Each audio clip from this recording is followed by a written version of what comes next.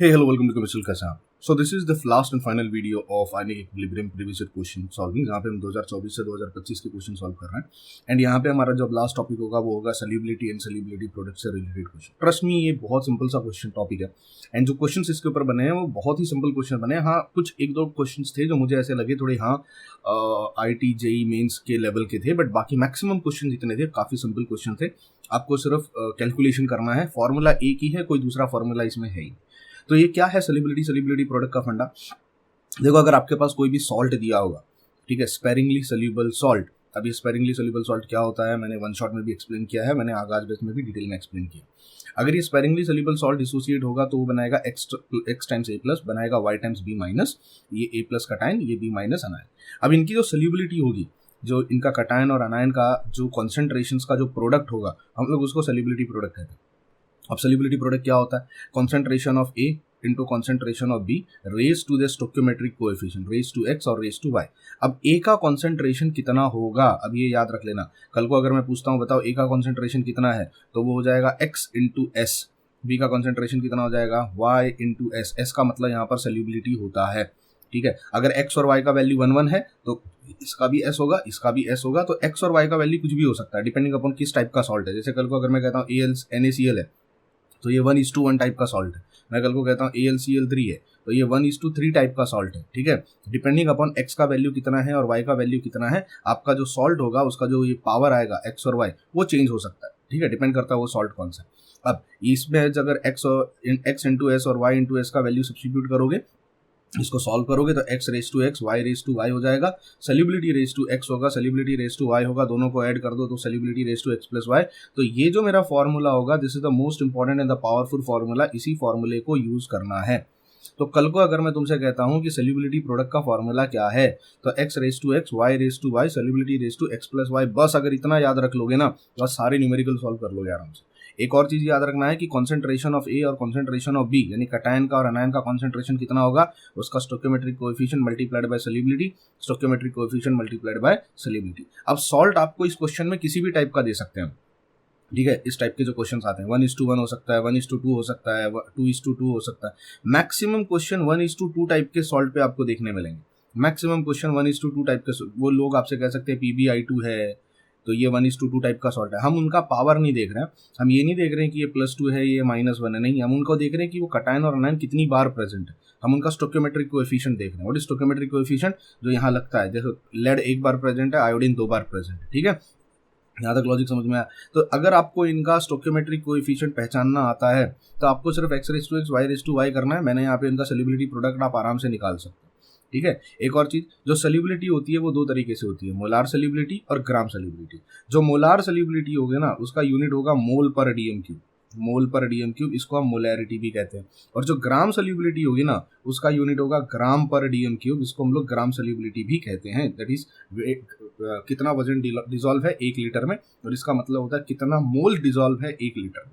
एक सबसे इंपॉर्टेंट चीज और है यहाँ पे, इवन तो उसके ऊपर क्वेश्चन पूछे नहीं गए, बट अगर मे बी इन केस हो सकता है फ्यूचर में पूछ लिए जाए, कि अगर आपका किसी भी सॉल्ट का आयोनिक प्रोडक्ट आपके सोल्यूबिलिटी प्रोडक्ट के बराबर हो जाता है तो ऐसे सोल्यूशन को हम लोग कहते हैं सैचुरेटेड सोल्यूशन.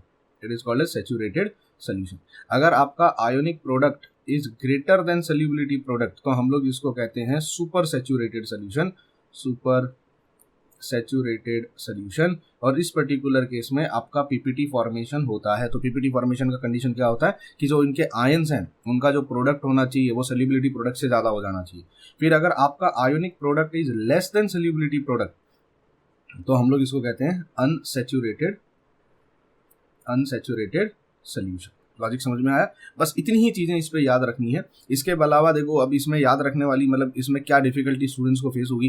जैसे अगर मान लो s⁴ आ गया तो भाई उसको 4 बार मल्टीप्लाई करना.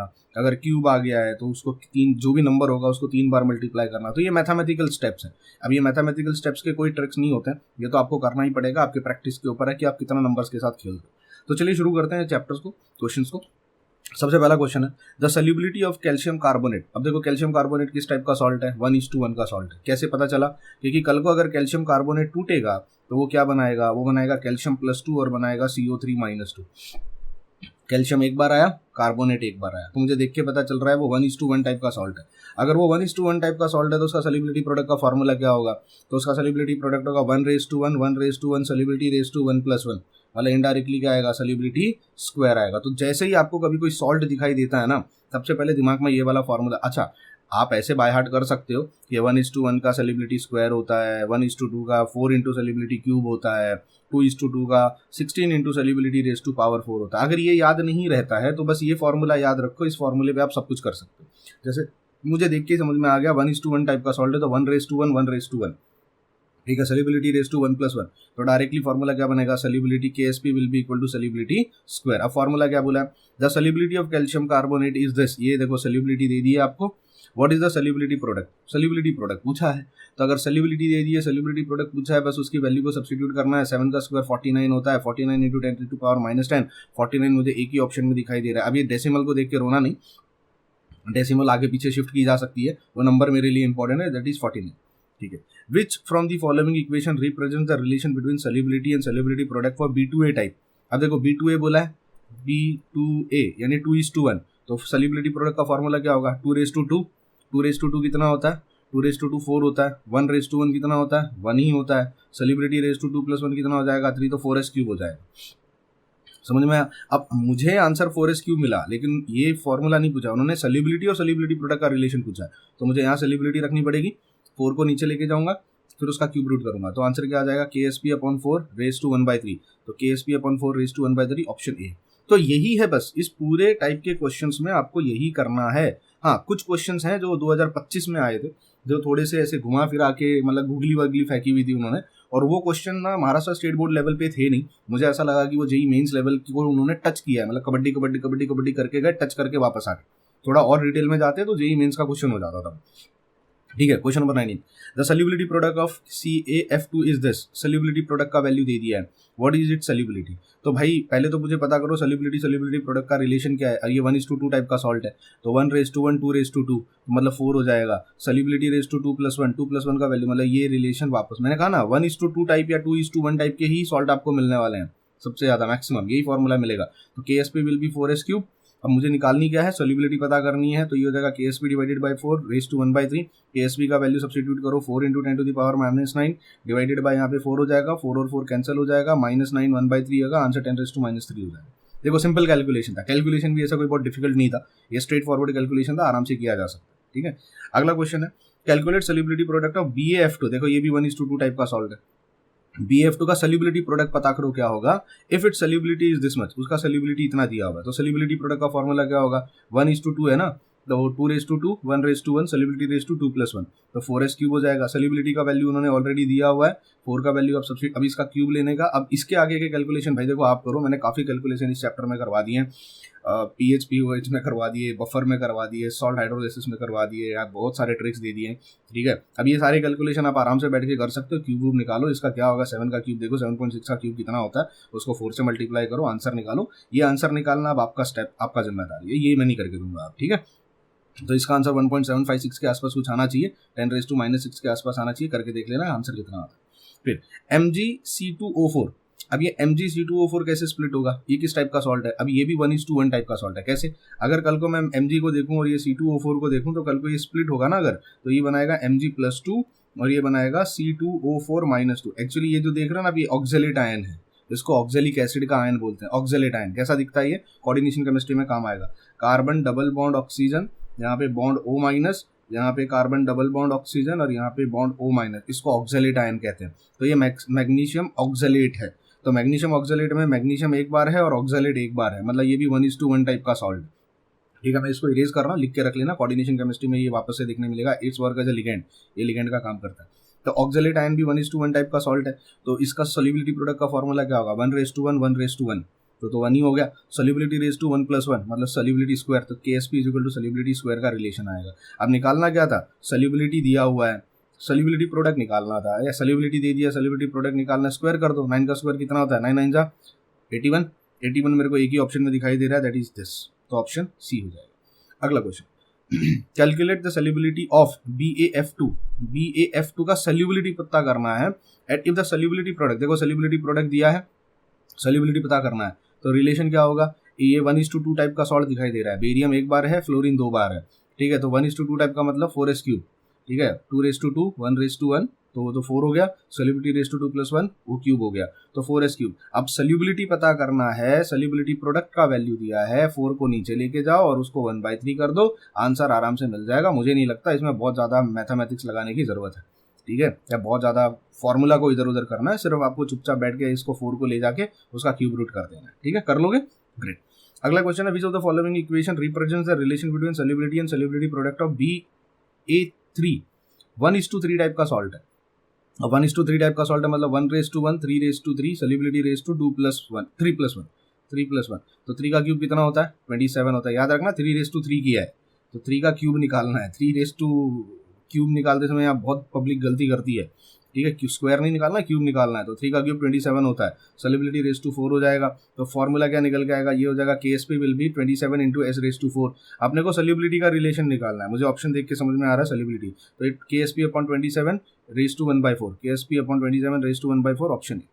फिर आता है, which from the following equation represent relation between solubility and solubility product of B3A2 type salt. अब ये तो बड़ा सिंपल है, 3 और 2 है ना, तो 3:3 2:2 सोल्यूबिलिटी रेस टू 3 + 2 तो 3 का क्यूब 27, ये देखो लिखा है मैंने 27, 2 का स्क्वायर 4। हाँ देखो मैं क्यों बोल रहा हूँ गड़बड़ होती है, इसका क्यूब निकाल रहे हो, बहुत बच्चे क्या करते हैं 2 का भी क्यूब निकाल देते हैं, क्योंकि वो रिदम चलती है ना, 3:3 2:2 3 का क्यूब इतना होता है, 2 का क्यूब इतना होगा, नहीं 3 का क्यूब निकालना है, 2 का स्क्वायर निकालना है। तो 3:3 27 होगा, 2:2 4 हो जाएगा, सोल्यूबिलिटी रेस टू 3 + 2 5 हो जाएगा, S⁵, 27 × 4 कितना होगा 108 होगा, 100 रेस टू S⁵ हो जाएगा। अब अपने को सोल्यूबिलिटी निकालना था, तो KSP/108 रेस टू 1/5, तो ऑप्शन ए मुझे सही दिखाई दे रहा है यहाँ पे, आप देख लो चेक कर लो, बाकी सारे ऑप्शन आपको गलत दिखाई देंगे। तो 108 आना चाहिए, 108 इधर आ रहा था और 108 इधर आ रहा था, ठीक है, और सोल्यूबिलिटी में 108 डिवीजन में चला जाएगा ये, तो ये एक ही ऑप्शन में मुझे दिखाई दे रहा था, सही है। अगला question number 25, the solubility product of a sparingly soluble salt AX is, solubility product दे दिया है, व्हाट इज सोल्यूबिलिटी। अब AX पूछा है मतलब A1X1 1:1 टाइप का सॉल्ट है, 1:1 का मतलब क्या हो गया, सोल्यूबिलिटी स्क्वायर हो गया, 1:1 1:1 1 ही होगा, solubility raise to 1 + 1 solubility square हो जाएगा। अब सोल्यूबिलिटी प्रोडक्ट दे दिया है, सोल्यूबिलिटी पूछा है, सोल्यूबिलिटी प्रोडक्ट दिया है, सोल्यूबिलिटी पूछा है, तो इसका स्क्वायर रूट ले लो। अब स्क्वायर रूट लोगे 49 का आंसर कितना आएगा 7 आएगा, तो आई थिंक सो 7 आएगा, 7 2 ऑप्शन में दिया हुआ है, 7 यहाँ पे 2 ऑप्शन में दिया हुआ है। हाँ तो वो पावर भी तो चेक कर लो फिर इसको 49 करोगे तो ये कितना हो जाएगा 14 हो जाएगा। समझ रहे हो मैं क्या कर रहा हूँ, मुझे सोल्यूबिलिटी निकालनी है, अभी मुझे मजा आ रहा है इसलिए कर रहा हूँ मैं। इसको 49 कर दो, ये 49 हो जाएगा × 10⁻⁻14 हो जाएगा। अब 40 इसका आप स्क्वायर रूट लो, तो 49 का स्क्वायर रूट तो 7 हो जाएगा, और -14 का 2 से डिवाइड करोगे तो 7 आएगा। I think so option C is the right option, समझ में आया। हाँ अब जैसे अभी ये क्वेश्चन थे, ये तो क्वेश्चन नंबर 26 था ना, मुझे ऐसा लगा कि ये question Maharashtra state board level का नहीं है, सीरियसली नहीं है, क्योंकि ये जो क्वेश्चन था ये 2025 में आया हुआ है, एंड ये एक्चुअली JEE मेंस में हम बच्चों को पढ़ाते हैं, और ये मेरे को स्टेट बोर्ड में कहीं दिखाई भी नहीं दिया ऐसा, मतलब कॉन्सेप्ट, हाँ हो सकता है सॉल्व न्यूमेरिकल में इन्होंने करवाया होगा कहीं पे, बट इसके जो कॉन्सेप्ट थे एटलीस्ट वो देने चाहिए थे ना, कॉन्सेप्ट्स तो देने चाहिए थे, थोड़े बहुत तो आइडिया या हिंट देना चाहिए था, बट ठीक है। क्वेश्चन को सॉल्व कैसे करेंगे, देखो what basically the question is all about, what is the pH, what is the value of KSP for saturated solution of BaOH whole twice, BaOH whole twice यानी 1:2 टाइप का salt है, barium एक बार है, OH 2 बार है। सबसे पहला मेरा सवाल है आपसे कि इसका सोल्यूबिलिटी प्रोडक्ट कैसे लिखोगे, तो सोल्यूबिलिटी प्रोडक्ट का फॉर्मूला क्या हो जाएगा, देखो सोल्यूबिलिटी प्रोडक्ट का फॉर्मूला हो जाएगा 2:2 1:1, मतलब ये तो हो जाएगा 4s क्यूब, तो सोल्यूबिलिटी प्रोडक्ट का फॉर्मूला हो जाएगा 4s क्यूब। यहाँ तक लॉजिक समझ में आया। अब सवाल ये है कि सोल्यूबिलिटी कैसे निकालोगे, how will you find the solubility, क्योंकि उन्होंने कुछ नहीं दिया है, उन्होंने बोला सोल्यूबिलिटी प्रोडक्ट पता करो, what is the value of solubility product, ठीक है, और pH का वैल्यू दे दिया है, तो सोल्यूबिलिटी का और pH का क्या रिलेशन है। अगर मुझे सोल्यूबिलिटी प्रोडक्ट पता करना है तो एटलीस्ट मुझे सोल्यूबिलिटी तो पता होनी चाहिए, अब सोल्यूबिलिटी इन्होंने दे ही नहीं रखी है, हाँ तो pH दे दी है, तो कुछ तो रिलेशन होगा ना pH का। हाँ जी है, कैसे है देखो समझो, अगर कल को मान लो BaOH होल ट्वाइस डिसोसिएट होगा तो क्या देगा, बेरियम 2+ देगा, और ये क्या देगा 2 टाइम्स OH- देगा। मैंने अभी थोड़ी देर पहले जब फॉर्मूला लिस्ट दिखाई थी तब मैंने आपको क्या बताया था, इसका A का कॉन्सेंट्रेशन कितना होगा X × S, और ये कितना होगा Y × S, बरोबर है। अब यहाँ बेरियम होल ट्वाइस में इसको अप्लाई करो, तो ये बेरियम एक बार है तो 1 × S हो जाएगा बेरियम का कॉन्सेंट्रेशन, और 2 × S हो जाएगा OH का कॉन्सेंट्रेशन। तो OH का कॉन्सेंट्रेशन कितना होगा 2 × S, याद रखना concentration of OH- ion will be equal to 2 × S। हाँ तो ये महान लोगों ने क्या किया है ना, आपको सोल्यूबिलिटी नहीं दी है, आपको OH भी नहीं दिया है लेकिन pH दे दिया है। अब आप लगाते रहो रिलेशन, क्योंकि मुझे पता है अगर मुझे pH दी है तो मुझे उससे POH मिल जाएगा, pH से POH मिल जाएगा, बिकॉज pH प्लस POH 14 होता है, तो ये 12 है तो POH कितना हो जाएगा, POH 2 हो जाएगा। अब अगर POH मिल गया तो OH मिल जाएगा, OH कितना हो जाएगा 10⁻² हो जाएगा। आई होप आपको पता है concentration of OH minus ion जो होता है वो होता है anti log of minus PH। तो anti log of minus PH मतलब -2, एंटी लॉग ऑफ -2 कितना होता है 10⁻²। तो यहाँ से मुझे मिल जाएगा आपका कॉन्सेंट्रेशन OH माइनस का। ये देखो OH माइनस का concentration is 10⁻²। And what is the concentration of OH minus? OH minus का कॉन्सेंट्रेशन होता है 2 × S, तो ये हो गया 2 × S, तो S कितना हो जाएगा 10⁻² डिवाइडेड बाई। तो इन्होंने क्या किया, इनडायरेक्टली इन्होंने सल्यूबिलिटी नहीं दी आपको, इन्होंने OH भी नहीं दिया आपको, इन्होंने POH भी नहीं दिया, इन्होंने दे दिया pH।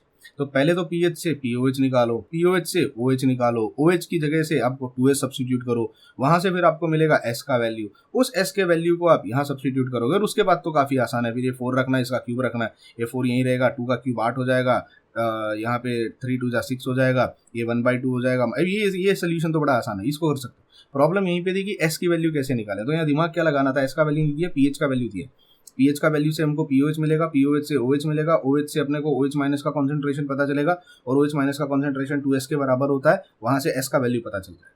क्लियर है, कर लोगे, ये बहुत आसान है कैलकुलेशन। मैंने देखो ऐसे जहाँ थोड़े न्यूमेरिकल टफ होते हैं ना वहाँ मैंने कैलकुलेशन किया है, इवन मैंने ये लास्ट वीडियो में भी किया था, जहाँ मुझे ऐसा लगा कि हाँ थोड़े न्यूमेरिकल टफ हैं, जहाँ बच्चे फंस सकते हैं, और जहाँ सिर्फ मैथमेटिकल स्टेप करनी है, डायरेक्ट फार्मूला है, वैल्यू सब्स्टिट्यूट करनी है, वहाँ मैं मैथमेटिकल स्टेप नहीं कर रहा हूँ। ठीक है, मैंने pH POH का हर एक न्यूमेरिकल सॉल्व किया था, क्योंकि मुझे पता है वहाँ बच्चे हमेशा फंसते हैं। ठीक है, अगला क्वेश्चन है सल्युबिलिटी ऑफ Ca3PO4 ट्वाइस इज, सल्युबिलिटी का फॉर्मूला बताओ। अब देखो ये 3:2 टाइप का सॉल्ट है, कैल्शियम 3 बार है, PO4 2 बार है, तो 3:2 का मतलब 3⁻3 2:2, तो 3 का क्यूब हो जाएगा 27, 2 का स्क्वायर हो जाएगा 4, 27 × 4 हो जाएगा 108 S�5। तो आई थिंक ऑप्शन भी स्ट्रेट फॉरवर्ड। अगला क्वेश्चन है 28, 29, 30, कितने क्वेश्चन है बाय द वे, इसमें काफी क्वेश्चन है। 28 the solubility of AgBr is, सल्युबिलिटी दे दी है, सल्युबिलिटी दे दी है और सल्युबिलिटी प्रोडक्ट पूछा है। अब AgBr 1:1 टाइप का सॉल्ट है, मतलब KSP विल बी S²। ठीक है, सल्युबिलिटी दे दी है, सल्युबिलिटी स्क्वायर, सल्युबिलिटी प्रोडक्ट पूछा है। आई थिंक सो ये काफी आसान है, 7.1 का स्क्वायर करना है, ये जो आंसर वैल्यू दी हुई है इसका स्क्वायर करना है, सल्युबिलिटी प्रोडक्ट मिल जाएगा। The solubility of Ba2 is, इसका सल्युबिलिटी दे दिया है। What is the solubility product, solubility product पूछा है, 1:2 टाइप का सॉल्ट है, 1:1 2:2 यानी 4 हो जाएगा, 4 और S⁻2 + 1 4S³ हो जाएगा। नेक्स्ट क्वेश्चन है the solubility product of PbI2। अब देखो ये भी 1:2 है, अब 1:2 है इसका मतलब ये भी 4S³ हो जाएगा, इसका भी सल्युबिलिटी प्रोडक्ट पूछा है, और नहीं इसका द सल्युबिलिटी प्रोडक्ट ऑफ इसका सल्युबिलिटी प्रोडक्ट दिया है और इसका सल्युबिलिटी पूछा है, आपका सल्युबिलिटी पूछा है। तो देखो या तो सल्युबिलिटी प्रोडक्ट देंगे या तो सल्युबिलिटी देंगे, दोनों में से कोई तो एक चीज दी होगी। ऐसे क्वेश्चन बड़े आसान होते हैं, इनको आप आराम से कर सकते हो, सिर्फ मैथमेटिकल स्टेप्स लगानी है, इसमें वैल्यू और फॉर्मूला वही है, वैल्यू सब्स्टिट्यूट करनी है। ठीक है, कर लोगे ये सारी चीजें, ऑसम। अगला है 31 the solubility of calcium carbonate CaCO3 1:1 मतलब KSP = S²। The solubility of calcium carbonate is this, इसका सल्युबिलिटी का वैल्यू दे दिया है, सल्युबिलिटी प्रोडक्ट आपसे पूछा है, आसान है, कर लोगे। The solubility product of NiS, ये भी 1:1 टाइप का सॉल्ट है, 1 निकल एक बार है, सल्फर एक बार है, तो इसका भी KSP = S² हो जाएगा। इसका सल्युबिलिटी का द सल्युबिलिटी प्रोडक्ट दिया हुआ है, सल्युबिलिटी आपसे पूछी है, आई थिंक सो ये भी हो जाएगा, आसान है। 33 वाला है the solubility of binary sparingly soluble salt. अब यहाँ फंस गए वापस, बाइनरी स्पेरिंगली सोल्यूबल सॉल्ट। अब देखो स्पेरिंगली सोल्यूबल सॉल्ट तो अपने को पता है वो AX/BY होता है। अभी बाइनरी का मतलब क्या होता है, बाइनरी का मतलब होता है कि दोनों को मिला के आंसर 2 आना चाहिए। अब दोनों को मिला के आंसर 2 आना चाहिए, मतलब कटायन और अनायन मिलाकर 2 है, मतलब ये भी 1 होगा और ये भी 1 होगा, 1 + 1 2 होता है ना, तो इसको हम लोग बाइनरी कहते हैं। अगर ये 1 A1 होता और B3 होता या B2 होता तो ये क्या हो जाता, 2 + 1 कितना हो जाता 3, तो ये टर्नरी हो जाता। ठीक है, अगर ये हो जाता A2 और ये B2 हो जाता तो क्वाटरनरी सॉल्ट बोलते हैं इसको, मतलब दोनों का मिला के कटायन और अनायन मिला के 4 हो रहे हैं वहाँ पे। तो इन्होंने इनडायरेक्टली क्या दे दिया आप क्वेश्चन में, थोड़ा सा घुमा दिया। अब ये लोग ये नहीं कह रहे हैं कि A1 B1 है, ये आपसे कह रहे हैं कि बाइनरी स्पेरिंगली सोल्यूबल सॉल्ट है। अब बाइनरी का मतलब जैसे AgCl, जैसे बेरियम सल्फेट, जैसे कैल्शियम कार्बोनेट CaCO3, ये भी बाइनरी सॉल्ट है, कैल्शियम 1 कार्बोनेट 1, समझ में आया। तो बाइनरी स्पेरिंगली सोल्यूबल सॉल्ट का फॉर्मूला क्या होता है, KSP will B S², S square होता है।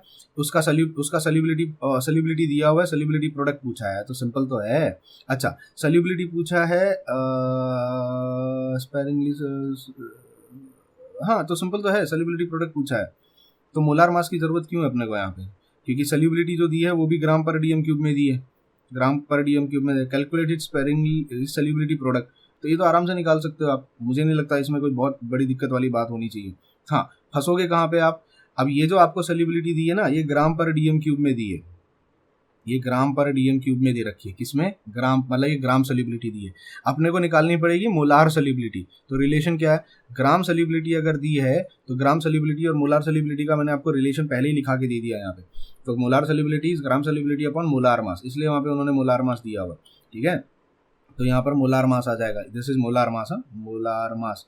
तो अगर आपको ग्राम सल्यूबिलिटी दे रखी है, मुझे उसका मोलार सल्यूबिलिटी चाहिए, क्योंकि हम जो भी क्वेश्चन सॉल्व करते हैं ना मोलार सल्यूबिलिटी से ही सॉल्व करते हैं, ठीक है। अभी आप देखो, जितना भी आप देखो मोल पर डीएम क्यूब था, यहाँ पर भी अगर आप देखोगे किसी भी क्वेश्चन में मोल पर डीएम क्यूब, मोल पर डीएम क्यूब, यहाँ पर भी देखो, आप कहीं पर भी देख लेना मोल पर डीएम क्यूब। तो हम जितने भी क्वेश्चन सॉल्व करते हैं उसमें सल्यूबिलिटी या सल्यूबिलिटी प्रोडक्ट जो होना चाहिए, सल्यूबिलिटी मोल पर डीएम क्यूब में होनी चाहिए।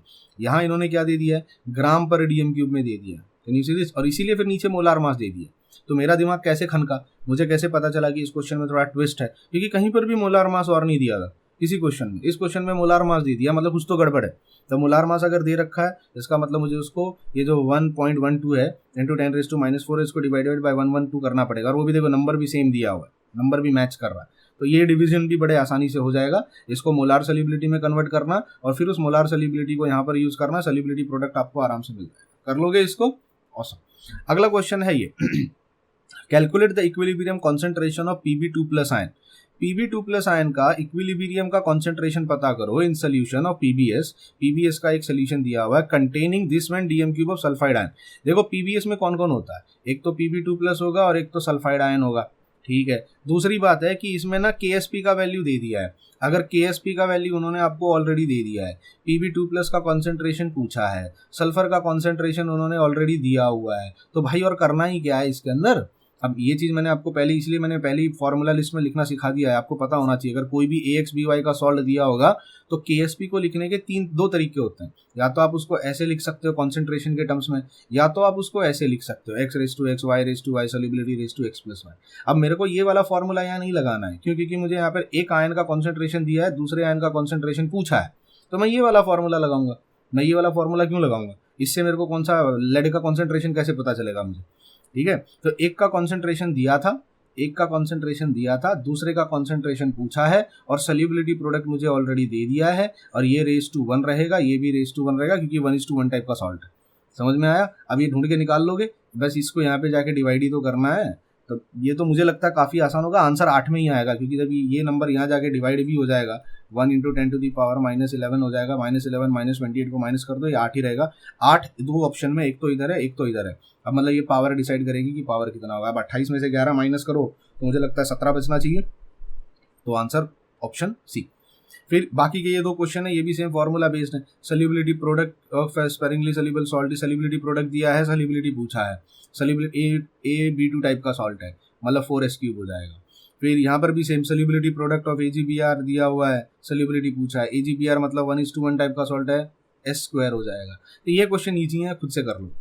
अगला क्वेश्चन है 37, जैसा ये भी सेम टाइप के क्वेश्चन है। फिर देखो कितने सेम टाइप के क्वेश्चन रिपीट हो रहे हैं, कहीं कहीं किसी क्वेश्चन में थोड़ा लॉजिक इन्होंने घुमा दिया, गूगली फेंक दिए, बाकी मैक्सिमम क्वेश्चन सेम है। The solubility product of B2A is this, solubility product दिया है, सल्यूबिलिटी पूछा है, B2A है, B2A 2:2 4, 1:1 1, S⁻² + 1 3, तो 4S³, ठीक है। सल्यूबिलिटी प्रोडक्ट दिया है, सल्यूबिलिटी आपसे पूछा है, कर लोगे खुद से बैठ के। फिर the solubility product of sparingly soluble salt AX2, अब ये भी तो वही हो गया ना, अब 2:1 लिखूं या 1:2 लिखूं तो आंसर तो सेम ही आएगा ना। अब मैं A1B2 लिखूं या A2B1 लिखूं, दोनों का जो सल्यूबिलिटी प्रोडक्ट का फॉर्मूला होगा वो तो सेम ही होगा ना, बिकॉज दोनों 1:2 और 2:1 टाइप के सॉल्ट है। तो 1:1 2:2, ये 2:2 1:1, ठीक है, फॉर्मूला वही रहने वाला है। अब इसमें भी इन्होंने क्या दिया है, सल्यूबिलिटी पूछा है, आप सल्यूबिलिटी प्रोडक्ट पूछा है आपसे, और सल्यूबिलिटी का वैल्यू आपको दे दिया है, खुद से कर लेना, आराम से हो जाएगा। देन सल्यूबिलिटी ऑफ मैग्नीशियम हाइड्रोक्साइड का फॉर्मूला क्या होगा, फॉर्मूला 1:2 टाइप का सॉल्ट है तो 4S³ होगा, सिंपल। मतलब ये भी कौन सी बड़ी बहुत डिफिकल्ट क्वेश्चन था पूछने लायक। तो 4s क्यूब हो जाएगा, समझ में आया, बिकॉज 1:2 टाइप का सॉल्ट है वो, 1:2 टाइप का सॉल्ट। ग्रेट। अगला क्वेश्चन है 40, कितने रह गए और अभी अच्छा भयंकर क्वेश्चन लास्ट में है, ठीक है। 40, the solubility product of sparingly soluble salt is this. The solubility product का वैल्यू दिया है, सॉल्युबिलिटी पूछा है, 1:1 टाइप का सॉल्ट है, KSP = S² हो जाएगा, कर लोगे, awesome. The solubility of a sparingly soluble salt BA, अब ये AB या BA लिखने से थोड़ी ना फॉर्मूला बदल जाएगा, AB 1:1 टाइप का सॉल्ट है तो ये भी सॉल्युबिलिटी स्क्वायर हो जाएगा, ठीक है। द सॉल्युबिलिटी ऑफ, ये सॉल्युबिलिटी का वैल्यू दिया है, देखो ये सॉल्युबिलिटी दे दिया है, सॉल्युबिलिटी प्रोडक्ट पूछा है, हाँ तो सॉल्युबिलिटी का इसका स्क्वायर कर दो, इसका आंसर मिल जाएगा आपको, ठीक है। The solubility product of PbCl2 is this. Solubility product का वैल्यू दिया है, कितना दिया, इतना, सॉल्युबिलिटी पूछा है, सॉल्युबिलिटी प्रोडक्ट दिया है, सॉल्युबिलिटी पूछा है, फॉर्मूला, अरे 1:2 टाइप का सॉल्ट, अब तो बाय हार्ट भी हो जाना चाहिए, 1:2 या 2:1 का मतलब 4s क्यूब ही होता है, ठीक है। कर लोगे सॉल्व इसको, ऑसम। अब आते हैं यहाँ थोड़े से मुझे ऐसे भयंकर से क्वेश्चन लगे, ये लास्ट के 2 क्वेश्चन जो थे ना मुझे अच्छे लगे। पहला वाला तो स्ट्रेट फॉरवर्ड है, the solubility product of sparingly soluble salt of type AX2 is S. Solubility product का वैल्यू दिया है, सॉल्युबिलिटी आपसे पूछा है, AX2 यानी 1:2 है तो 4s क्यूब हो जाएगा। क्वेश्चन नंबर 44 और क्वेश्चन नंबर 45 थोड़े मुझे अच्छे लगे, कैसे, देखो, the solubility product of sparingly soluble salt BA is this, ठीक है। सॉल्युबिलिटी प्रोडक्ट का वैल्यू दे दिया, calculate amount of salt in gram present in 100 ml saturated solution. भाई साहब भयंकर क्वेश्चन है, देखो क्या क्या पूछा है इन्होंने, क्या क्या बोला है भाई। सॉल्युबिलिटी प्रोडक्ट दे दिया है, एक सॉल्ट है BA करके, पहले तो मुझे बताओ सॉल्युबिलिटी प्रोडक्ट का से क्या मिलेगा, B 1:1 टाइप का सॉल्ट है तो KSP विल बी S² हो जाएगा, S² हो जाएगा तो सॉल्युबिलिटी कितना हो जाएगा, √ KSP हो जाएगा। सॉल्युबिलिटी का वैल्यू √ निकालूंगा, 7 × 10⁻⁵ आएगा मोल पर DM3, ये मुझे सॉल्युबिलिटी मिल गया। तो इससे क्या होगा, पूछा क्या है, उन्होंने पूछा है कि मुझे बताना 100 ml का अगर मैं सोल्यूशन लेता हूं तो उसमें उस सॉल्ट का कितना अमाउंट होगा, कितना ग्राम वो सॉल्ट 100 ml में प्रेजेंट होगा। तो भाई यहाँ ना थोड़ा सा आपका ना बेसिक कॉन्सेप्चुअल नॉलेज लगेगी। मुझे बताओ सॉल्युबिलिटी का मतलब क्या हो गया भाई, इतना मोल डिसॉल्व है इतने DM³ में, मोल पर DM³, वही तो होता है ना मोल पर। सॉल्युबिलिटी का मतलब क्या होता है भाई, इतना सॉल्ट जो था उसका सॉल्युबिलिटी, अगर मैं किसी सॉल्ट का सॉल्युबिलिटी S कहता हूँ, मतलब क्या हो गया, उसका मतलब ये हो गया कि उस सॉल्ट का उतना मोल 1 लीटर में डिसॉल्व है। तो जब मैं तुमसे कह रहा हूँ कि जो BA का जो सॉल्ट है उसका सॉल्युबिलिटी 7 × 10⁻⁵, इसका मतलब क्या हो गया, इसका मतलब हो गया कि इतना मोल सल्यूट डिसॉल्व है, इतना मोल जो सॉल्ट है वो डिसॉल्व है 1 लीटर DM³ में, इतना मोल। तो अपने को क्या पूछा है, ग्राम में पूछा है। हाँ तो पहले एक काम पता करो, अब पहले मुझे ये बताओ इतना मोल अगर 1 DM³ में डिसॉल्व है तो कितना ग्राम हो गया 1 DM³ में, उसको ग्राम सॉल्युबिलिटी में कन्वर्ट करो। कैसे ग्राम सॉल्युबिलिटी में कन्वर्ट करोगे, तो gram solubility will be molar solubility into molar mass. What is molar solubility, 7 × 10⁻⁵। Molar mass 200 उन्होंने दिया है, मल्टीप्लाई करूंगा आंसर इतना आया। अब देखो ये 2 आंसर है, यहाँ पर है मोलार सॉल्युबिलिटी, यहाँ पर है ग्राम सॉल्युबिलिटी। मतलब क्या हो गया दोनों का, अब इसका मतलब ये हो गया कि इतना मोल डिसॉल्व है 1 लीटर में, या मैं कह सकता हूं इतना ग्राम डिसॉल्व है 1 लीटर में। तो आपने क्यों कन्वर्ट किया सर ग्राम सॉल्युबिलिटी में, क्योंकि मुझसे जो क्वेश्चन पूछा गया है उसमें पूछा गया है कि how much salt in gram present in 100 ml, कितना सॉल्ट प्रेजेंट है 100 ml में, ग्राम्स में बताना, मोल्स में मत बताना। अगर मोल्स में पूछा होता तो कहानी खत्म हो जाती, फिर तो बहुत सिंपल हो जाता, फिर मैं बोलता देखो 7 × 10⁻⁵ मोल डिसॉल्व है 1 लीटर में। 1 लीटर का मतलब कितना हो गया 1000 ml में। अब 100 ml में बताओ कितना होगा, तो 100 ml में बताओ कितना होगा, तो x मोल हो जाएगा, फिर तो क्रॉस मल्टीप्लाई करूंगा कहानी खत्म हो जाएगी, समझा। पर मुझसे उन्होंने मोल में पूछा है क्या, नहीं, मुझसे किस में पूछा है, ग्राम में पूछा है। तो मुझे क्या करना पड़ेगा, ये जो मोल वाला पार्ट है उसको किस में कन्वर्ट करना पड़ेगा, यहाँ मोल की जगह मुझे ग्राम लाना पड़ेगा, तो मुझे ये नंबर हटाना पड़ेगा। फिर मैं बोलूंगा देखो इतना ग्राम प्रेजेंट है 1000 ml में, तो बताओ कितना ग्राम प्रेजेंट होगा 100 ml में, समझा। तो वही करने के लिए मैंने क्या किया, मोलार सॉल्युबिलिटी को ग्राम सॉल्युबिलिटी में कन्वर्ट किया, मोलार मास से मल्टीप्लाई किया, देखो ये मेरे पास आंसर है। अब इसके बाद तो आपको क्रॉस मल्टीप्लाई ही करना है, अब तो कौन सा बहुत बड़ा डिफिकल्ट काम है। तो मैं कह सकता हूँ 14 × 10⁻³ ग्राम 1000 ml में। क्यों 1000 ml बोला, पर DM³ है ना, DM³ का मतलब होता है 1 लीटर, ये DM³ का मतलब होता है 1 लीटर, समझा। 1 लीटर मतलब 1000 ml। तो अगर इतना ग्राम डिसॉल्व है 1000 ml में, तो बताओ 100 ml में कितना ग्राम होगा, क्रॉस मल्टीप्लाई किया मुझे आंसर मिल गया, स्ट्रेट फॉरवर्ड, सिंपल। कर लोगे, हाँ, तो ये थोड़ा सा घुमा फिरा के क्वेश्चन पूछा था, मतलब स्ट्रेट फॉरवर्ड हो सकता था पर इन्होंने थोड़ा सा घुमा दिया क्वेश्चन को, यहाँ बच्चा फंसेगा। जो एक नॉर्मल एवरेज बच्चा होगा, जो मतलब ईमानदारी से पढ़ के नहीं आया होगा, जो सिर्फ फॉर्मूला रट्टा मार के आया होगा, वो ऐसे क्वेश्चन में आगे फंस जाएगा। अगला क्वेश्चन है 45, ये भी मुझे बहुत अच्छा क्वेश्चन लगा। कैसे देखो, a solution is prepared by mixing equal volume of, दो सोल्यूशन लिए हैं इक्वल वॉल्यूम के, मतलब अगर ये 50 ml लिया है तो ये भी 50 ml लिया है, ये 100 ml लिया है तो ये भी 100 ml लिया है। कौन से सोल्यूशन मैंने लिए? मैंने दो सोल्यूशन लिए हैं, 10⁻⁻² मोलार बेरियम क्लोराइड और 10⁻² मोलार H2SO4, दोनों को मिक्स किया है। तो बेरियम क्लोराइड है और H2SO4 है, दोनों को मिक्स किया है। What is the ionic product of barium sulphate in the solution? है बेरियम क्लोराइड और H2SO4 को मिक्स किया है और वो आपसे पूछ रहे हैं आयनिक प्रोडक्ट कितना होगा। आयनिक प्रोडक्ट मतलब एक तरीके से सॉल्युबिलिटी प्रोडक्ट ही आप समझ लो फिलहाल के लिए। आयनिक प्रोडक्ट कितना होगा बेरियम सल्फेट का? तो बेरियम सल्फेट कहाँ से आया कैसे आया? अब ये भी गूगली क्वेश्चन है। बेरियम क्लोराइड और H2SO4 को जब आप मिक्स करोगे तो बेरियम सल्फेट बनेगा और HCl बनेगा। अब अगर आपने इसका 1 मोल लिया है, इसका 1 मोल लिया है, तो बेरियम सल्फेट 1 मोल बनेगा और HCl 2 मोल बनेगा और ये दोनों यहाँ से खत्म हो जाएंगे। ठीक है, दोनों आपस में रिएक्ट कर लेंगे और ये बेरियम सल्फेट मेरे पास बनेगा। अब सवाल आपसे ये पूछा गया है कि बेरियम क्लोराइड को आपने 10⁻² लिया है, इसको 10⁻² लिया है, तो मुझे बताना बेरियम सल्फेट कितना बनेगा। बेरियम सल्फेट 10⁻² बनेगा। HCl कितना बनेगा? 2 × 10⁻² बनेगा। सिंपल मोल कॉन्सेप्ट का स्टोक्योमेट्रिक रिलेशन, क्योंकि मुझे दिखाई दे रहा है रिएक्टेंट और प्रोडक्ट का बीच का जो रिलेशन है, इसका 1 मोल लोगे, इसका 1 मोल लोगे, तब इसका 1 मोल बनेगा और इसका 2 मोल्स बनेगा। ठीक है, तो अगर इसका 10⁻², इसका 10⁻² लिया है तो ये भी 10⁻² होगा और HCl जो होगा वो 2 × 10⁻² होगा। ठीक है, यहाँ तक समझ में आया। फिर बेरियम सल्फेट का आयनिक प्रोडक्ट पूछा है ना। हाँ जी, अब अगला मेरा सवाल आपसे है, बताओ बेरियम सल्फेट का कॉन्सेंट्रेशन कितना होगा। अरे सर, अभी तो आपने बोला अगर ये 10⁻² है, ये 10⁻² है, तो ये तो 10⁻² ही बनेगा ना, तो हो गया कॉन्सेंट्रेशन मिल गया। नहीं, गलत। कैसे? यहीं पे तो गूगली है, यहीं पे तो कॉन्सेप्चुअल। ये क्वेश्चन आपका रैंक डिसाइड करेंगे। जो टॉप 99 परसेंटाइल वाले बच्चे होते हैं ना, जो टॉप 1% वाले बच्चे होते हैं, ये वो क्वेश्चन होते हैं जो उनका रैंक डिसाइड करते हैं। ये ऐसे क्वेश्चन जब आपके पास आते हैं और अगर आप इनको सॉल्व कर लेते हो तो आप बाकी हजारों बच्चे, लाखों बच्चे जो एग्जाम दे रहे हैं, आप उनसे थोड़े अलग हो जाते हैं। बाकी ये वाले फॉर्मूले तो हर कोई बच्चा रट्टा मार के आएगा, उसमें कौन सी बड़ी बात है। ये तो ऐसे क्वेश्चन तो 10-15 क्वेश्चन प्रैक्टिस करके तो हर कोई आएगा, यहाँ वहाँ से कहीं ना कहीं से देख के, तो वो रैंक डिसाइड नहीं करेगा, ये रैंकर लेके आते।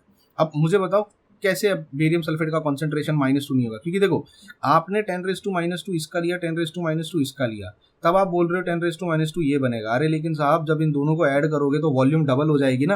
अगर ये 10⁻² है 50 ml में, ये 10⁻² है 50 ml में, अब ये 10⁻² होगा, दोनों को ऐड करके 100 ml बन गया है। ये 10⁻² था 50 ml में, ये 10⁻² था 50 ml में, मान लेते हैं, वॉल्यूम दी नहीं है, हम अज्यूम करके चलते हैं। ठीक है, मान लेते हैं 50 ml की जगह मैं लिख देता हूँ 1 लीटर में। ये 10⁻² था 1 लीटर में, तो अब ये 10⁻² बनेगा, लेकिन कितने लीटर में? 2 लीटर में। तो कॉन्सेंट्रेशन क्या हो जाएगा? कॉन्सेंट्रेशन हो जाएगा जितना बना है divided by total volume.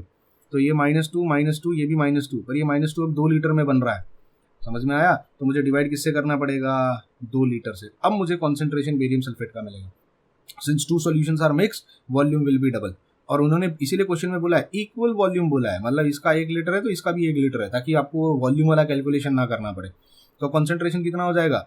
10⁻² divided by 2 litre. ठीक है, अब आयनिक प्रोडक्ट पूछा है ना। हाँ, अब मुझे बताओ बेरियम सल्फेट कितना है। बेरियम सल्फेट तो इतना है, तो बेरियम सल्फेट का आयोनिक प्रोडक्ट पूछा है। तो बेरियम सल्फेट का आयनिक प्रोडक्ट क्या होता है? Concentration of barium multiplied by concentration of sulphate.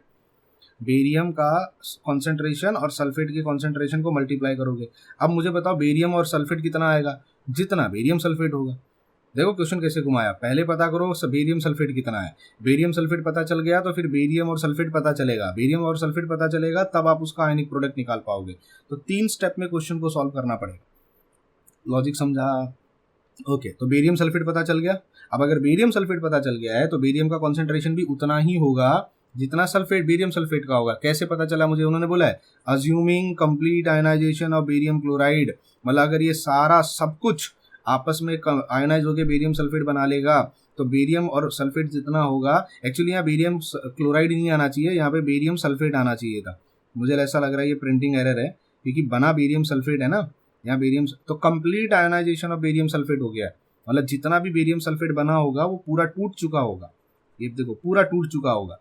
तो अगर बेरियम सल्फेट इतना बना है, ये पूरा टूटेगा, अगर ये पूरा टूटेगा तो बेरियम कितना आएगा, जितना ये था, सल्फेट कितना आएगा, जितना ये था। अब तो आयनिक प्रोडक्ट निकालना बड़ा आसान है, कैसे निकालोगे, दोनों का कॉन्सेंट्रेशन मल्टीप्लाई करोगे तो ये हो जाएगा, ये 1/4 हो जाएगा, 1/4 का मतलब कितना होता है 0.25, तो आंसर आपका निकल के आएगा 2.5 के टर्म्स में आना चाहिए। तो 2.5 के टर्म्स में, या अब देखो आप बोलोगे सर 0.25 बोल के 2.5 बोल रहे हो, हाँ तो पावर एडजस्ट कर दिया ना मैंने, यहाँ पे ये -4 था, यहाँ -5 लिख दिया, वो चलेगा, उससे कोई प्रॉब्लम नहीं है। बट ये 1/2 कितना होता है 1/4, 1/4 का वैल्यू होता है 0.25, तो 0.25 इंटू 10⁻⁴ होता, मैंने 2.5 इंटू 10⁻⁵ कर दिए, ठीक है। तो आंसर कितना निकल के आएगा, ऑप्शन बी। समझा कैसे सॉल्व किया इसको, क्लियर है। अगला क्वेश्चन, अब देखो क्वेश्चन नंबर 46 खुद से कर लेना, स्ट्रेट फॉरवर्ड क्वेश्चन है। ये लास्ट क्वेश्चन था 47 वाला, ये भी काफी अच्छा लगा मुझे। इन्होंने क्या बोला है, the solubility product of AgCl is this much. ये बहुत अच्छा क्वेश्चन है, ये भी जेई लेवल का क्वेश्चन है, मुझे नहीं पता इन्होंने क्यों डाल दिया है। सॉल्युबिलिटी प्रोडक्ट ऑफ AgCl इतना है, सॉल्युबिलिटी प्रोडक्ट इतना है, सॉल्युबिलिटी पता करो, उसका सॉल्युबिलिटी पता करो 0.1 मोलार NaCl में। मतलब अगर एक AgCl है, उसका सॉल्युबिलिटी प्रोडक्ट दे दिया, अगर AgCl के सोल्यूशन में 0.1 मोलार NaCl डाल दूं, तो अब बताओ उस AgCl की सॉल्युबिलिटी कितनी होगी।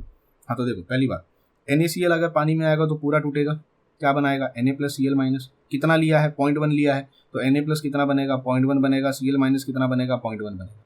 अगर AgCl को लेते हो, AgCl पूरा नहीं टूटता, वो इक्विलिब्रियम दिखाता है, क्योंकि वो स्पेरिंगली सोल्यूबल सॉल्ट होता है, वो इक्विलिब्रियम दिखाएगा। तो Ag कितना बनेगा, जितना सिल्वर क्लोराइड का सोल्युबिलिटी होगा, AgCl में जितना वो सोल्यूबल होगा उतना ही Ag बनेगा, तो ये इसका सोल्युबिलिटी हो गया, ये इसका सोल्युबिलिटी हो गया। अब मुझे एक बात बताओ, AgCl का सोल्युबिलिटी प्रोडक्ट कितना होगा, AgCl का सोल्युबिलिटी प्रोडक्ट होगा सिल्वर का कॉन्सेंट्रेशन मल्टीप्लाइड बाय क्लोराइड का कॉन्सेंट्रेशन, मतलब सिल्वर का कॉन्सेंट्रेशन S हो गया, क्लोराइड का कॉन्सेंट्रेशन कितना हो जाएगा, S हो जाएगा। हाँ बस यही गलती मत करना, यही गलती मत करना।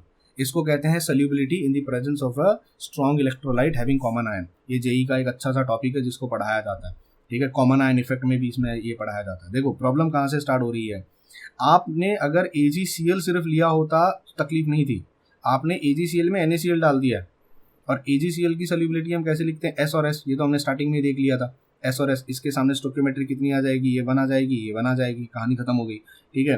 प्रॉब्लम क्या है, AgCl के साथ NaCl डाला है, वो भी कितना डाला है 0.1। अब प्रॉब्लम क्या हो गई है कि क्लोराइड और क्लोराइड कॉमन आयन हो गया है, तो इस सोल्यूशन के अंदर क्लोराइड का टोटल कॉन्सेंट्रेशन कितना होगा, सिर्फ AgCl से आया हुआ S नहीं होगा, वो क्लोराइड से आया हुआ 0.1 भी होगा, क्योंकि वो भी तो प्रेजेंट है सोल्यूशन के अंदर।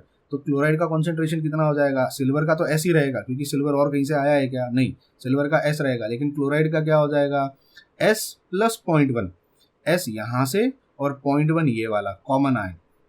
अब मुझे क्या करना पड़ेगा, S × S, S² हो जाएगा, और S इंटू ये हो जाएगा प्लस S × 0.1। अब देखो यार, मैं पहले ही कह रहा हूँ आपसे कि AgCl एक बहुत स्पेरिंगली सोल्यूबल सॉल्ट है। What do you mean by sparingly soluble salt, मतलब जो बहुत कम डिसॉल्व होता है, उसकी सोल्युबिलिटी बहुत कम होती है, उसमें भी आपने कॉमन आयन ऐड कर दिया है। याद करो कॉमन आयन इफेक्ट हम लोगों ने पढ़ा था कि जब एक बहुत वीक इलेक्ट्रोलाइट के प्रेजेंस में एक स्ट्रॉन्ग इलेक्ट्रोलाइट आ जाता है, तो वीक वाला बेचारा और भी कम डिसॉल्व होने लगता है, कॉमन आयन इफेक्ट हम उसको कहते थे, ठीक है। तो यार यहाँ पर ना S का स्क्वायर अगर मैं लूंगा, एक तो वो नंबर बहुत कम होगा। आप देखो कि जितनी भी सोल्युबिलिटी आपको दी हुई है, देखो सोल्युबिलिटी 1.08 × 10⁻⁻10, अब इसका स्क्वायर ले लो तो 10⁻⁻20 हो जाएगा।